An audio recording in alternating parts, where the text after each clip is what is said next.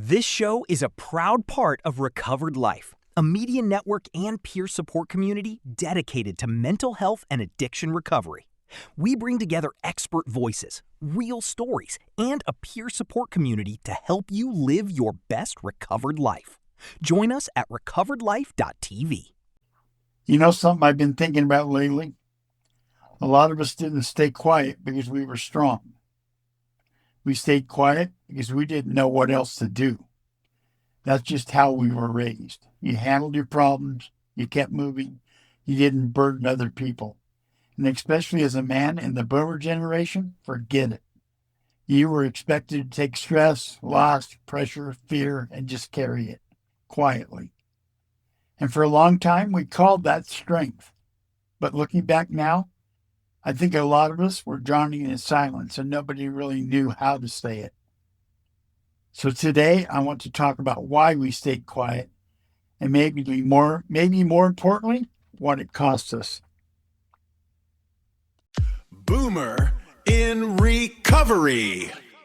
You're listening to Boomer in Recovery, the podcast about mental health and addiction recovery from a boomer's perspective. And here is your host, Cecil. Welcome back.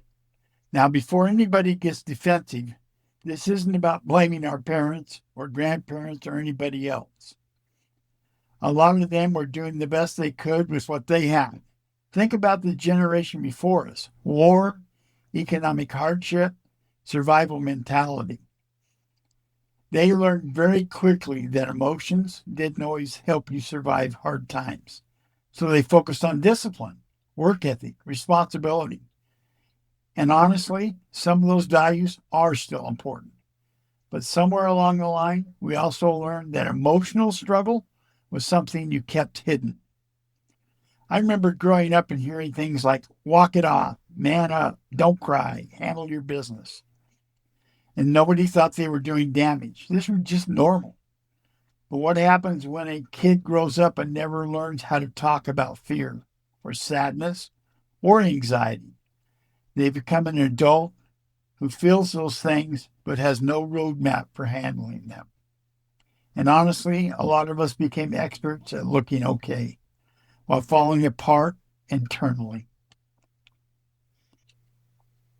One thing I've noticed about our generation, we confused silence with control.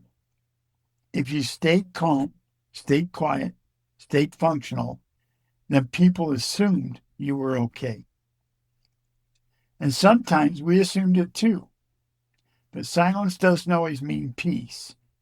Sometimes silence means exhaustion. Sometimes it means shame.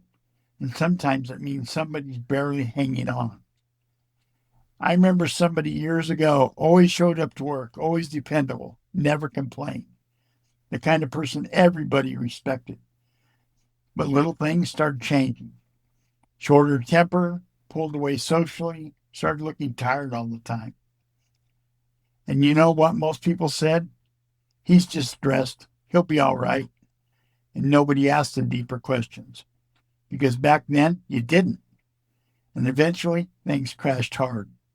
Relationship problems, health problems, drinking got heavier. And looking back now, those signs were everywhere. But silence made everybody miss them. Silence can hide suffering really well, especially in people who still show up every day. Now let's talk honestly about the cost. Because staying quiet wasn't free. It cost people relationships. It cost people health. It cost people years of their lives.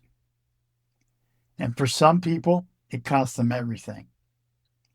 I can think of times in my own life where I thought pushing through was the answer. Just stay busy, keep moving, don't think about it too much. And from the outside, I probably looked fine. But internally, stress built up, frustration built up, and I become emotionally tired, even if I didn't call it that. And eventually, starts leaking out sideways. Irritability, isolation, numbing behaviors, things you don't always connect back to mental health. And here's something I think a lot of us boomers struggle with admitting. You can be strong and you can still need help. Those two things are not opposites. Now we need to talk about addiction. Because for a lot of people in our generation, addiction became the emotional management tool.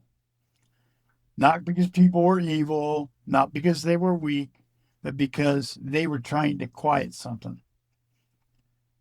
I've seen people who didn't even realize why they drank. They'd say, I just like to relax after work. But eventually, every bad day needed alcohol. Every stressful moment needed something. And over time, the coping became dependence. And because they still worked, still paid the bills, still functioned, nobody called it addiction.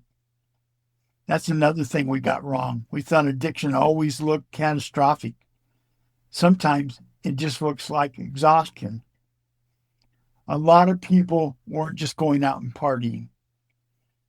They were self-medicating pain they never learned how to talk about. And this part matters too. Silence doesn't affect the person carrying it. It affects families. Kids notice things. Spouses notice things, even when nobody talks about it. Tension, it changes households. Emotional distance changes households. And addiction, it changes households. And sometimes families, they pass down those coping styles without even realizing it.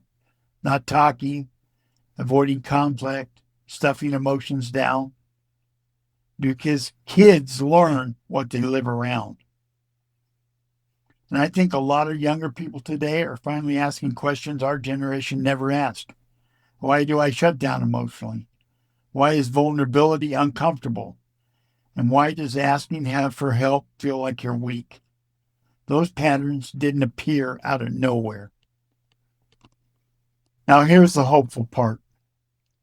Just because something wasn't normalized doesn't mean it has to continue. We can learn new ways. We can have conversations we never had before. And honestly, I think that's one of the bravest things our generation can do. Not pretending we had or have everything figured out. Be willing to say, maybe we missed some things. Because that openness, that changes families. That changes recovery. That changes lives. So yeah, we stayed quiet. Sometimes because we were taught to. Sometimes because we were scared. And sometimes because we honestly didn't know another way. But silence has a cost. And maybe it's time we stop paying it. I appreciate you being here. And if this episode hit home for you, share it with somebody who might understand it too. Because these conversations, they matter. We'll talk again soon.